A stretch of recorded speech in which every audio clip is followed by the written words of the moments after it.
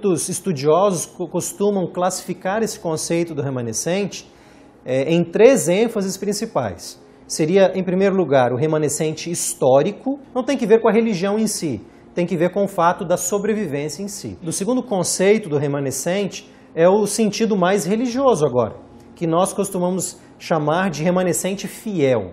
Então, é aquele que depois de uma catástrofe em dimensões religiosas, apostasia, que seria o abandono dos princípios de Deus, o remanescente fiel é o remanescente que sobra. E, finalmente, o terceiro conceito seria o remanescente escatológico. Por escatológico, nós temos a ideia de algo que se projeta para o fim, a ideia de um final da história. Então, esse seria o remanescente, que é aquele povo que tem conotações religiosas, obviamente. Ele tem essa ideia do remanescente fiel, mas é o fiel que se coloca lá no tempo do fim. É aquele que no final da história é realmente o povo de Deus, é o povo que resta.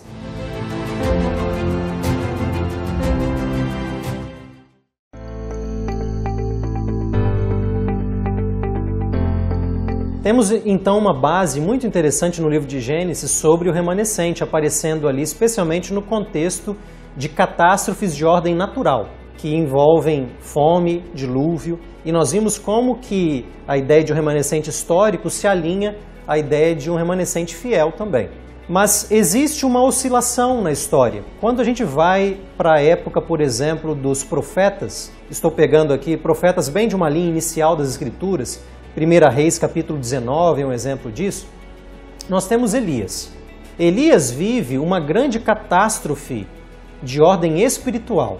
Há uma apostasia muito grande, a liderança do rei da época dele não é das melhores, Acabe é um rei terrível, e nesses momentos onde a apostasia ela é muito grande, a catástrofe é muito grande, o elemento da visibilidade ele diminui drasticamente. É difícil discernir quem é do povo de Deus, quem não é, num cenário de apostasia muito grande e até mesmo de perseguição religiosa, porque Elias se sentia ameaçado com isso daí, e as pessoas na nação também. A conclusão de Elias nesse contexto, no capítulo 19, versos 10 a 14 de 1 Reis, é dizer assim para o Senhor: tenho sido em extremo zeloso pelo Senhor, Deus dos exércitos, porque os filhos de Israel deixaram a tua aliança, derrubaram os teus altares e mataram os teus profetas à espada, e eu fiquei a só, e procuram tirar minha vida. No fundo, Elias está dizendo aqui que no meio de todo esse cenário de apostasia espiritual, de infidelidade para com Deus, só ele sobrou. Em outras palavras, para usarmos a linguagem do remanescente, Elias está dizendo aqui, dessa catástrofe espiritual, eu sou o remanescente. Ele fala isso para Deus. Só que Deus tem que advertir Elias e dizer no verso 18, Elias, eu conservei em Israel 7.000, todos os joelhos que não se dobraram a Baal e toda a boca que não o beijou. Note o elemento aqui da invisibilidade, não do ponto de vista de Deus, mas do ponto de vista do profeta. Ele está olhando para toda a nação e ele diz, não tem ninguém. E Deus precisa adverti-lo, Elias, você não está vendo, mas eu tenho o meu povo. É um povo invisível, não no sentido de que eles não sejam seres físicos e visíveis, mas que do ponto de vista da fidelidade, eles não são facilmente discernidos. E o que impossibilita esse discernimento? É exatamente o forte impacto da catástrofe, que impossibilita tudo isso. O medo de perseguição, por exemplo, não está facilitando a visibilidade de um povo. Esse povo continua fiel, a fidelidade deles é visível aos olhos de Deus, mas esse povo está escondido. Então nós temos esse elemento bastante curioso, onde em casos de forte calamidade espiritual, no nosso contexto aqui, o elemento da invisibilidade ele aumenta drasticamente. Isto é, a nossa capacidade de discernimento, ela fica em grande medida prejudicada. A gente não consegue dizer quem é quem, a gente tem dificuldades em relação a isso.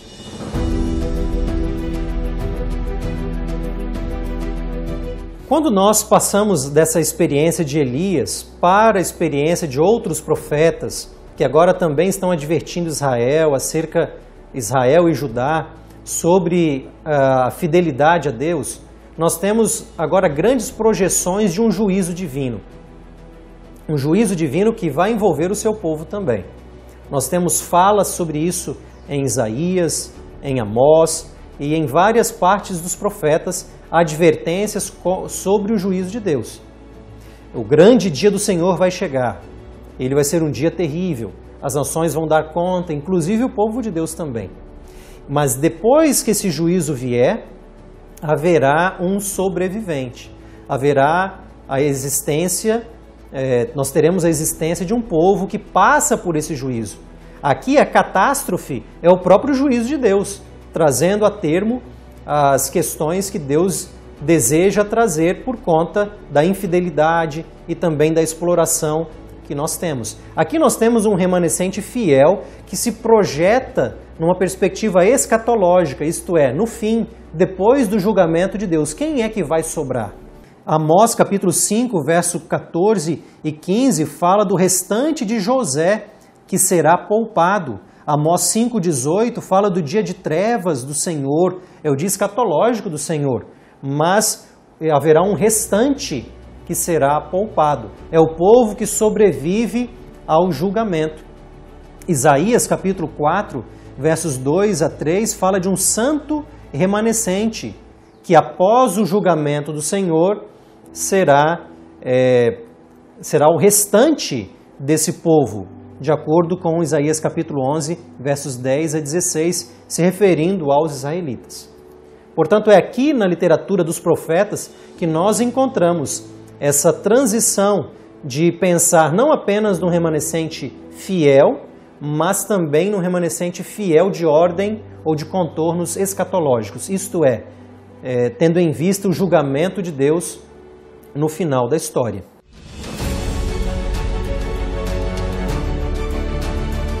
Quando nós vamos para os evangelhos, nós encontramos também uma discussão sobre quem é o povo de Deus.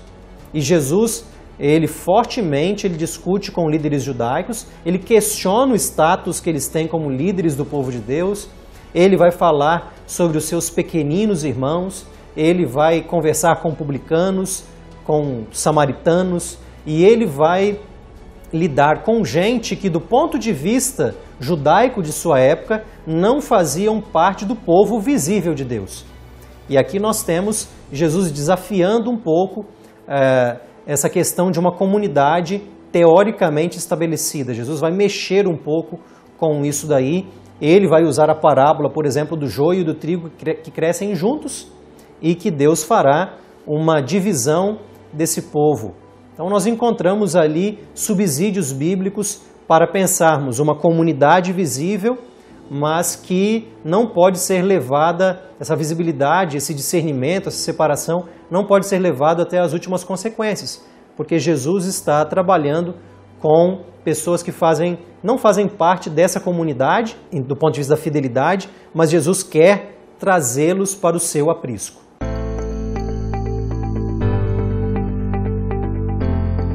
Quando nós estamos no Novo Testamento, a literatura paulina é bastante instrutiva para nós pensarmos o remanescente. Paulo reflete, por exemplo, sobre Israel, o povo de Deus. Em Romanos 9, 11, por exemplo, nós temos uma discussão concentrada acerca dessa questão. E Paulo vai trazer à tona o que é de fato o povo de Deus, ou quem faz parte desse povo de Deus, quem são os verdadeiros israelitas. E Paulo, nesse contexto, vai ter muita dificuldade para lidar com esse tema, porque ele vai incluir no povo de Deus o que na literatura bíblica é chamado de gentil, isto é, pessoas de outras nações que não são da nação de Israel. Ele vai encontrar muita dificuldade, e ele vai dizer que o verdadeiro israelita não é necessariamente aquele que tem sangue judaico, mas aquele que é fiel a Deus, aquele que tem fé em Jesus Cristo. E aqui o conceito primário que Paulo desenvolve da justificação pela fé em Cristo Jesus. Abraão, que foi de onde Deus começou essa nação israelita, essa nação judaica, ele foi chamado unicamente pela fé. E Paulo vai elaborar essa ideia. Então, nós temos aqui uma relativização do conceito extremo de visibilidade do povo de Deus. Do ponto de vista judaico da época de Paulo, era fácil dizer quem é do povo de Deus, quem não é. É só olhar a nação em si. Mas Paulo desafia isso e ele diz, não, existe sim a comunidade visível, mas é preciso entender que essa comunidade, ela não é tudo. Ela precisa ser compreendida num espectro mais amplo que vai incluir o povo remanescente de Deus. Ele até vai usar a linguagem remanescente ali em Romanos capítulo 11, quando ele diz que Deus não rejeitou o seu povo. Deus tem o seu povo. E ele vai dizer no capítulo 9, versos 6 a 8, porque nem todos de Israel são de fato israelitas, nem por serem descendentes de Abraão são todos seus filhos.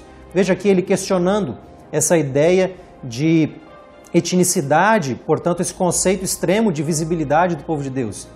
Estes filhos de Deus não são propriamente os da carne, mas devem ser considerados como descendência, os filhos da promessa. Existe um remanescente do povo de Deus. E esse remanescente do povo de Deus é a igreja cristã, que vai incluir, obviamente, pessoas do ambiente judaico, os discípulos são judeus, mas também isso vai incluir outras pessoas também no seio da igreja que vêm do mundo gentil, do mundo grego da época. Nós temos, por exemplo, Lucas como um escritor do Novo Testamento que representa esse grupo que vem do povo que não é um povo judaico estritamente falando, como na época de Paulo existia.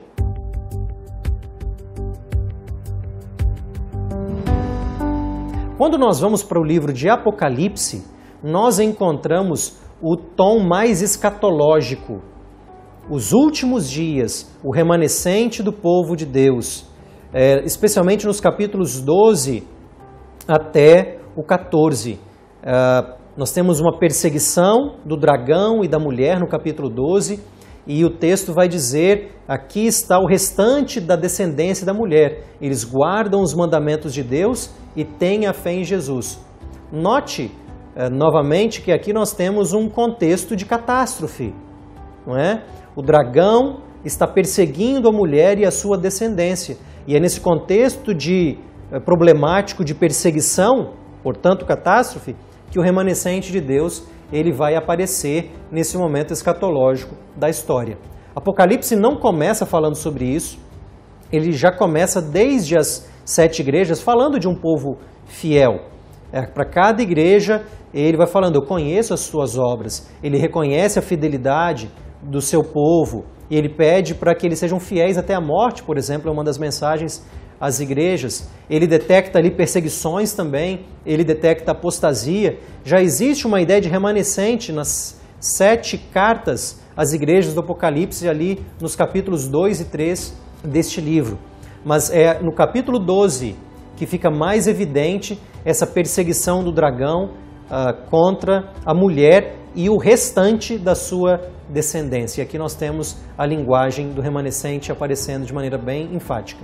Nós mencionamos a ideia de um remanescente escatológico em Apocalipse, e aqui nós temos o clímax bíblico do remanescente escatológico, que obviamente é um remanescente fiel, religiosamente falando, fidelidade aos princípios de Deus. E veja como essa fidelidade aparece, capítulo 12, como eu já mencionei, verso 17. Irou-se o dragão contra a mulher e foi pelejar com os restantes da sua descendência. Terminologia do remanescente, aquele que resta. Os que guardam os mandamentos de Deus e têm o testemunho de Jesus.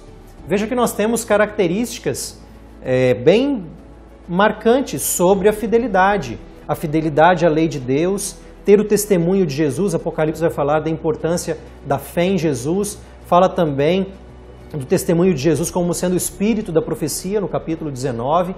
Então Deus vai guiando o seu povo, os mandamentos de Deus são importantes para o remanescente, a fé em Jesus é importante para o remanescente, a guia do Espírito de Deus por meio do Espírito de profecia é importante, Deus usando profetas para guiar o seu povo, é importante também no contexto do remanescente. Então nós notamos como que Deus vai guiando esse povo no final da história, é o povo que vai restar no final das contas, ao longo dessa história.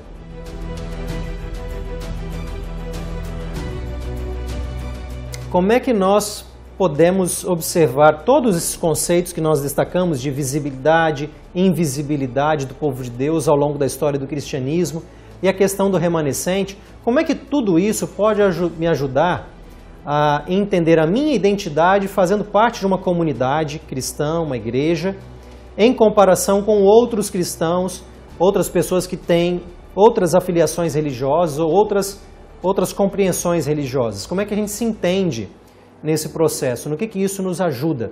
Em primeiro lugar, não há como negar que o conceito de visibilidade e invisibilidade ele é um conceito útil. E um conceito que não dá para ser separado. Porque quando nós vamos para a Bíblia, cristãos são cristãos enquanto uma comunidade. A Bíblia não fala de cristãos, não fala do povo de Deus como sendo indivíduos separados. Ele fala desse povo como uma comunidade. E Deus tem não um agrupamento de pessoas, Deus tem um povo. Isso é muito bonito, porque isso ressalta o aspecto da visibilidade de uma comunidade que se fortalece, que se ajuda, que lê a palavra de Deus. É bonito nós termos uma comunidade cristã, uma igreja. Isso é plano de Deus. Isso é o elemento da visibilidade fortemente presente. E ali está tendo a experiência da salvação, o grupo está experimentando a salvação em Cristo Jesus em comunidade. Esse é um elemento de visibilidade. Agora, nós não podemos negar que exista esse elemento da invisibilidade. Isto é, um desafio a essa distinção claríssima de quem faz parte de uma comunidade e quem não faz. Quem está dentro da comunidade é povo de Deus de fato, quem está fora da comunidade não é. Esse elemento da invisibilidade vai desafiar isso. Isso é útil, porque embora exista uma comunidade de Deus, nem todos os indivíduos dentro da comunidade podem ser chamados de fato de povo de Deus, fazem parte, do ponto de vista da fidelidade, do povo de Deus. Então, a invisibilidade vai dizer para a gente, olha, tome cuidado aqui ao fazer uma distinção, porque tem gente dentro da comunidade que não é fiel e tem gente fora da comunidade que pode ser fiel a Deus. Cuidado, Deus advertiu Elias justamente sobre esse perigo. Cuidado para você não demarcar de maneira muito extrema, porque isso pode ser um problema. Então nós podemos observar que esses conceitos de visibilidade e invisibilidade, eles são conceitos úteis.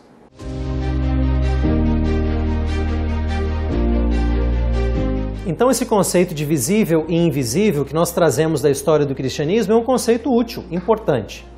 Mas o conceito de remanescente, que é um conceito bíblico, ele deve ser trazido para informar essas ideias de visibilidade e invisibilidade do povo de Deus. No que o conceito de remanescente pode ajudar nessa ideia de visibilidade e invisibilidade? O primeiro elemento que o conceito de remanescente traz é que não existe um remanescente sem uma catástrofe.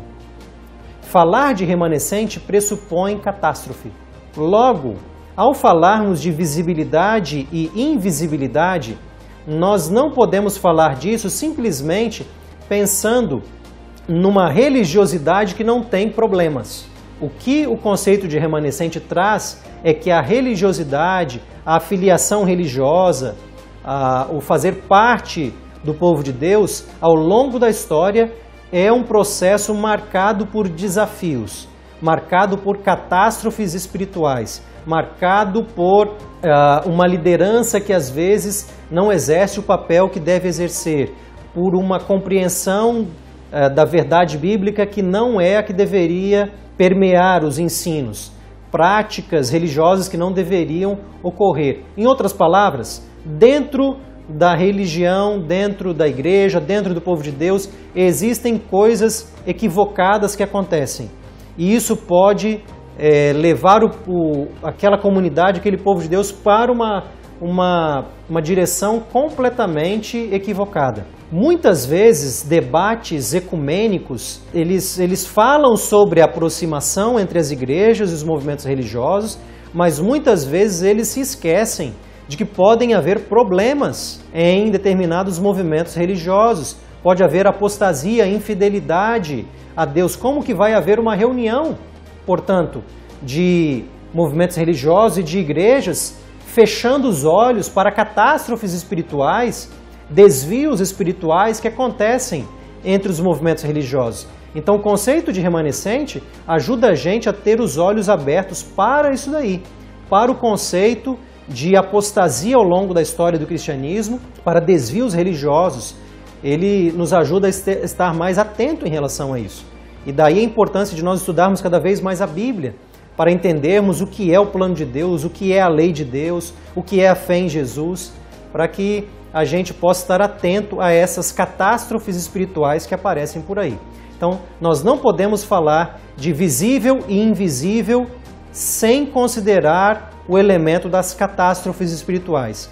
E essas catástrofes tendem até, em determinados pontos da história, a aumentar a possibilidade de invisibilidade, a dificuldade de discernir quem é quem.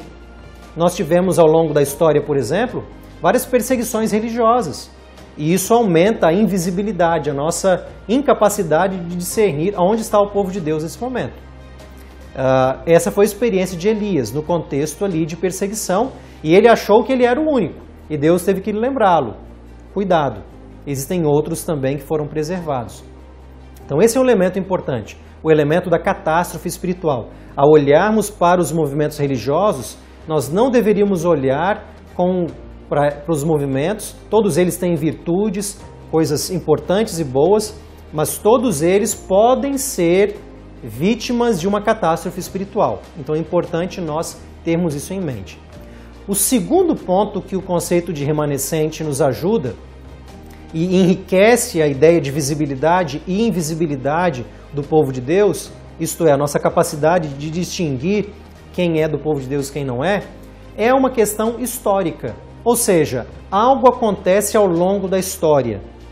O remanescente, no seu produto completo, ele é remanescente plenamente visível e completo apenas no final da história. Até então, o que nós temos é um desenrolar da história, e nessa história nós temos pessoas fazendo decisões. Decisões de serem fiéis a Deus, decisões de serem infiéis a Deus, mudança de rota para a fidelidade, mudança de rota para a infidelidade. Então, uma pessoa hoje, nós não temos condições de saber se essa pessoa estará salva ou não. Por quê? Porque a vida dela continua. Ela vai tomar decisões. A minha vida continua também. Eu não tenho como saber de antemão o que será o final da minha vida. São as decisões que vão marcar isso. Então, visibilidade plena, demarcação plena, é só depois do julgamento divino.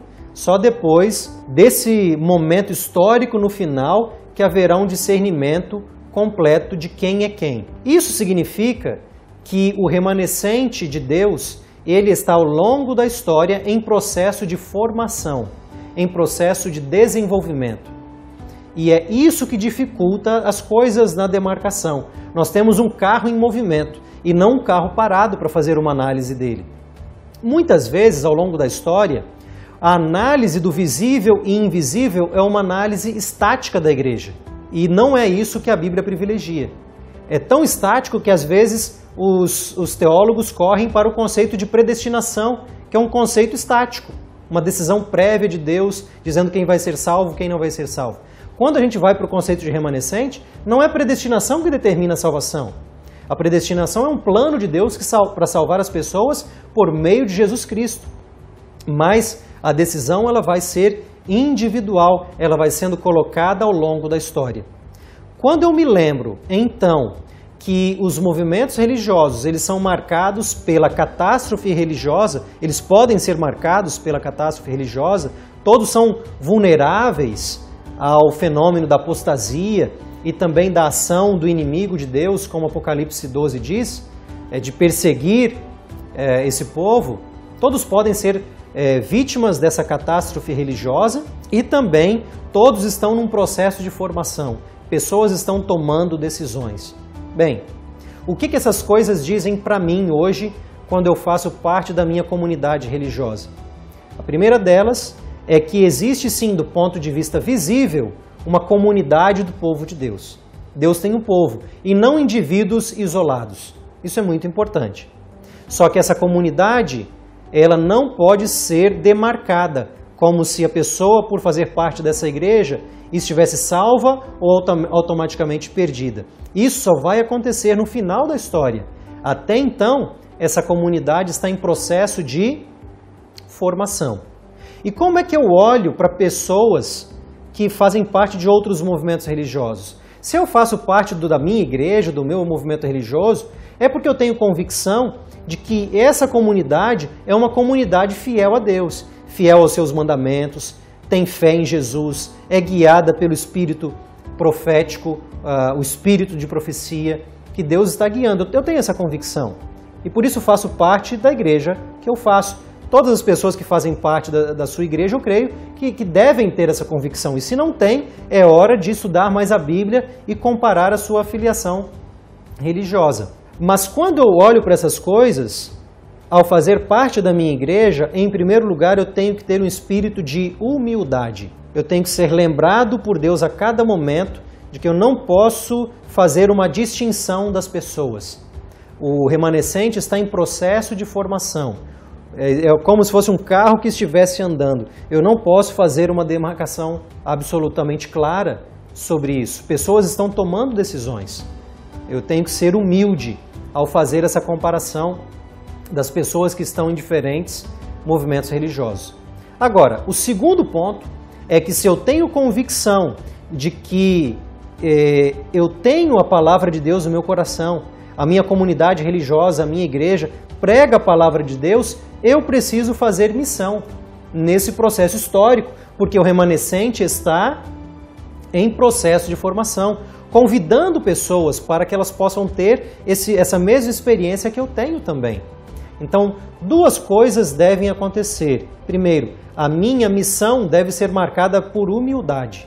Não fazer uma distinção ou não fazer um julgamento prévio das pessoas. Eu vou ser um missionário com humildade. E por outro lado, a minha humildade tem que ser marcada pela missão. Porque o remanescente está em processo e se eu tenho convicção de que a palavra de Deus está falando a mim, está me impulsionando para trazer pessoas para o conhecimento da palavra de Deus, para a comunidade do povo de Deus, eu tenho que ser alguém humilde, mas fortemente engajado pela missão. Foi Jesus que disse, eu tenho muitas ovelhas que ainda não estão no meu aprisco. É hora de trazer pessoas para esse conhecimento tão maravilhoso da palavra de Deus. É Jesus que disse, ide, fazei discípulos de todas as nações.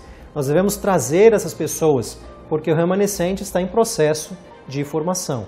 Enquanto ele está sendo formado, nós precisamos sair para a missão, mas sair com humildade, não julgando as pessoas, porque Deus conhece o coração de cada uma delas e Ele está formando um povo para ser o seu remanescente fiel no final da história, o seu remanescente escatológico.